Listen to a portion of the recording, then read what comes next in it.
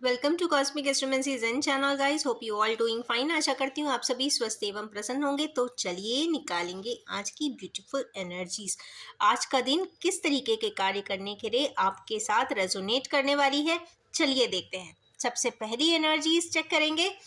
Emperor की energy है guys. आज हमारे व्यूअर्स की लाइफ में या तो उन्हें एज एन एम्परर खुद बन के कोई डिसीजन लेना है, या फिर उनके घर का कोई कैप्टन जो होगा या लीडिंग अथॉरिटेटिव फिगर होगा, या फिर आपके फादर होंगे, वो कोई डिसीजन आपके लिए ज़रूर आपके फेवर में लेते हुए दिखाई दे रहे हैं। 4 नंबर का कार्ड है, तो कहीं ना कहीं अथॉरिटी के साथ डिसीजन भी है, और साथ में जो इंस्टेबिलिटी आपकी लाइफ में चल रही है उसको कम कर देने के लिए भी कोई डिसीजन यहाँ पे होता हुआ दिखाई दे रहा है। ये तो पहली एनर्जी आ गई। मीन्स आज आपको डिसीजन लेना है, क्योंकि एम्परर हमेशा डिसीजन लेता है, इसीलिए।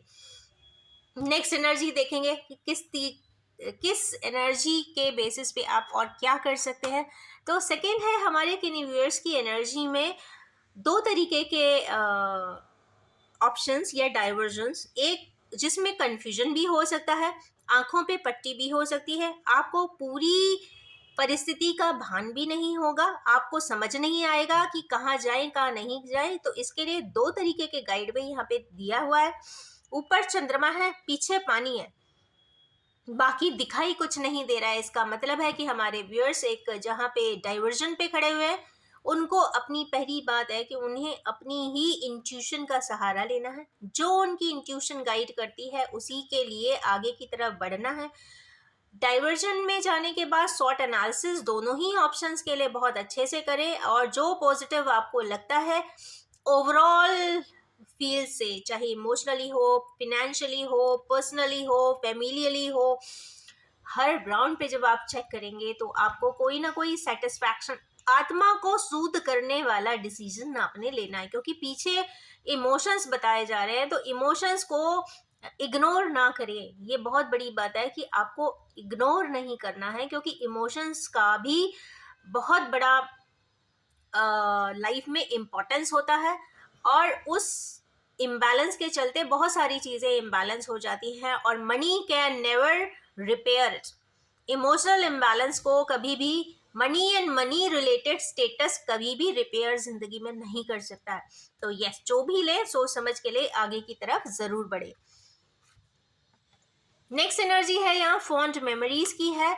हमारी ये जब भी ये वाला एनर्जी सबसेट का कार्ड आता है, तो ये तो कंफर्म है कि हमारी किन्हीं व्यूअर्स अपनी पुरानी मेमोरीज में ज़रूर जाते हैं, ज़रूर आपके बारे में सोचते हैं कि हमने कितना अच्छा टाइम स्पेंड किया था स्कूल मेट्स के साथ, नर्सरी मेट्स के साथ, उनके पेरेंट्स के साथ। कई बार ऐसा होता है कि हम फ्रेंड्स होते हैं, किसी के घर में जाते हैं, तो उनके पेरेंट्स भी हमको बहुत अच्छे से ट्रीट करते हैं। तो ये भी हो सकता है कि आप इस तरीके की भी कोई सिचुएशन को भी आप एनालाइज कर रहे हो, सोच रहे हो और समझने की कोशिश कर रहे हो। तो क्योंकि ये यहाँ पे फॉन्ड मेमोरीज का कार्ड है, और जो भी है बहुत pious, humble and full of love and affection है। तो ये एक मीटिंग, एक ऐसी याद, एक ऐसी चेरिशिंग मेमोरी, एक ऐसा स्टैंड, एक एडवाइजरी स्पेस, बहुत सारी चीज़ें ये कार्ड अपने आप में बता रहा है। 6 ऑफ कप्स है, तो ये तो कंफर्म बात है कि यहाँ पे अफेक्शन, हार्मनी एंड बैलेंस की कंफर्म बात आती है। तो चलिए देखते हैं एक कार्ड, हैंग्ड मैन। ये भी बात है कि आज के दिन हमारे व्यूअर्स हैंग्ड मैन की सिचुएशन में रहेंगे। वो अटके हुए रहेंगे, समझ नहीं पाएंगे, या फिर अपसाइड डाउन होकर समझने की कोशिश करेंगे। कई बार ऐसा होता है कि एक पॉइंट ऑफ टाइम पे आप एक सिचुएशन को लेके चलते हो और वो आपको एक्सट्रीमली खराब महसूस होती है, गलत महसूस होती है, करप्ट महसूस होती है। ऐसा लगता है कि this is not the best choice for life, but after 10 years, 20 years, 15 years, 30 years आपको रियलाइज होता है कि नहीं, वो उस समय पे जो बात थी वो ही ज़्यादा ऑथेंटिक थी। क्योंकि एक पॉइंट ऑफ टाइम पे हम बहुत प्रैक्टिकल मोड में रहते हैं। Finance, money, projects, foreign foreign assignment, foreign settlement etcetera, बहुत सारे ड्रीम्स होते हैं। उन ड्रीम्स के चलते हम प्रैक्टिकली आगे की तरफ बढ़ते हैं। किस चीज़ को इग्नोर करते हैं? आप अपने ही इमोशंस को, आप अपने ही जो आपकी अंदर की आत्मा चाहती है उसको आप दबा ले जाते हो। क्रैश करके जाते हो। पर वही चीज़ जब सरफेस पे आती है, हैंगमैन की सिचुएशन तुरंत ही ले आती है, क्योंकि हर डिसीजन के रिपरकशंस इंसान के पास ज़रूर मिलते हैं। वही इंसान बहुत सक्सेसफुल कहूँगी जिसके पास रिपरकशन में जो भी फीडबैक आया है या रिजल्टेंट आया है वो बहुत मिनिमलिस्टिक हो, जो आपको तकलीफ कम से कम देता हो, वो ही ज़्यादा इंसान सक्सेसफुल कहा जाएगा। और सक्सेसफुल होना कोई पैरामीटर नहीं है आपकी खुशियों का, ये भी आप याद रखिए।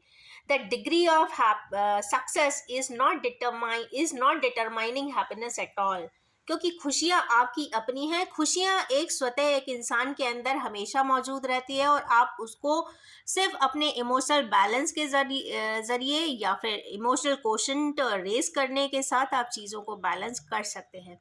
कई बार ऐसा देखने को मिलता है कि बहुत टॉप पोजीशंस पे पहुंचने के बावजूद सारा स्टेटस, सक्सेस, विक्ट्री अटेन करने के बावजूद भी कई बार सालों साल बाद भी कुछ लोगों को ऐसा लगता है कि वो इमोशंस वाला फील्ड को एकदम ही ब्लॉक करके आए हैं। और वो जो ब्लॉकेजेस होते हैं गाइस, वो एक बहुत बड़ा ब्लॉकर बन के आपकी ज़िंदगी में चलते हैं और even life to life carry forward होते हैं। जब आप पास्ट लाइफ रिग्रेशंस के फीडबैक देखेंगे या आप भी कभी अपने आप से मेडिटेट करके रिफ्लेक्सेस को चेक करेंगे तो आप पाएंगे कि इमोशनली आप कई जगह पे ब्लॉक हैं।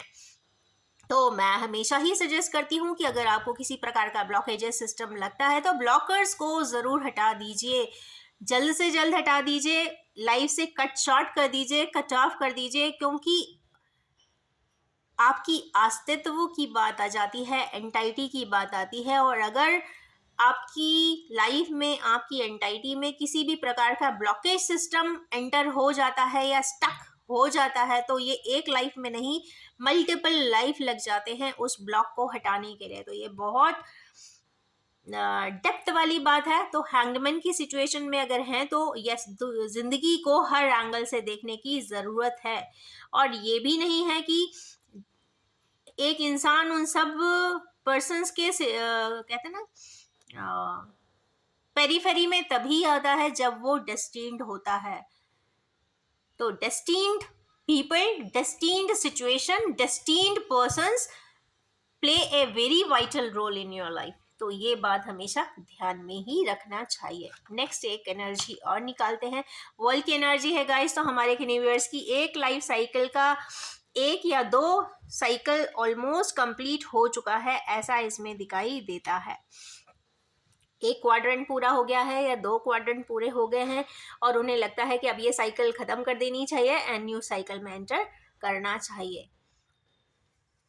एक कार्ड और निकालेंगे, because almost I take only 6 cards. Strength, हमारे यूनिवर्स को स्ट्रेंथ की कमी तो है।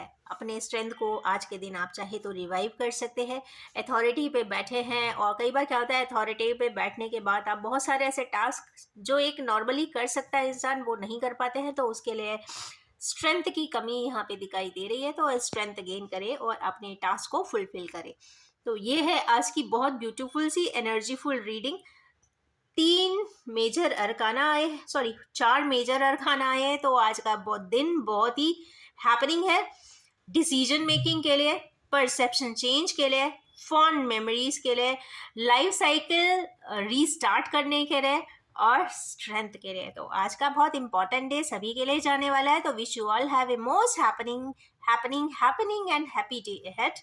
और यस, ये भी बताना चाहूँगी कि ये general, collective, timeless and gender free reading है। जब भी आपके सामने आएगी कुछ ना कुछ ज़रूर रेजोनेट कर देने वाली है। Thank you so much.